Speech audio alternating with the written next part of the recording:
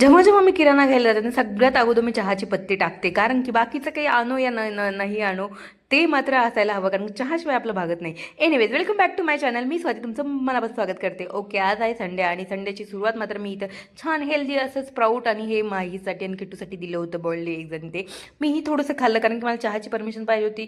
कारण की आता 10 वाजता येतं आणि चहा आणखीनही झाला नाही, सकाळचा पहिला चहा.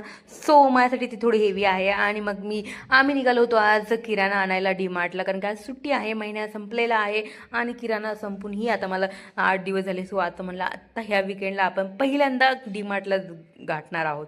सो आम्ही निघालो, डीमार्टला पोहोचलो सुद्धा आणि मग किराणा घेतला. सो किराणामध्ये काही घेऊया नाही घेऊ, लिस्टची सुरुवात माझी पहिलं चहापत्तीपासून होते. सो ते घेतलं आणि बघूपर्यंत अर्ध्या तासामध्ये आमची पूर्ण ट्रॉली भरली. एवढा किराणा ह्या महिन्यामध्ये मी जरा जास्तच घेतलं. कारण की ह्यावेळेस मला थोडं लेट आणलं किराणा घ्यायला. सो मला थोडं ॲडजस्ट करावं लागत होतं. सो आम्ही म्हटलं की नाही, आता ह्यावेळेस आपण जास्त किराणा घ्यायचा म्हणजे आपल्याला ॲडजस्ट नाही करावं लागेल. ओके, मग दुपारी घरी आलो. मग असं छान सुकं चिकन आणि ग्रेव्ही असं बनवलं. थोडा वेळ गेला मला, फार आम्हाला 4 वाजले हे स्वयंपाक बनवून खायला. पण तोपर्यंत मी किट्टूसाठी भात आणि चिकन सूप करून दिलं होतं. ते खाल्लं, आराम केला 6 वाजेपर्यंत. मग जेव्हा अंधार पडलं तेव्हा हे लक्षात आलं की आता आपली पिठही संपलेली आहेत गहू आणि ज्वारीचं. सो तेही आपल्याला ह्याच आठवड्यामध्ये आणायचं आहे.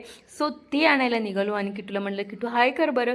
सो किट्टूनं माझं क्यूटली हाय केलं आणि मग आम्ही एका मोठ्या दुकानात गेलो जे लोकलमध्येच. आणि तिथून आम्ही गहू आणि ज्वारी 10 किलो घेऊन आलो. सो आता मला 2-3 महिने तरी टेन्शन नाही. So bye.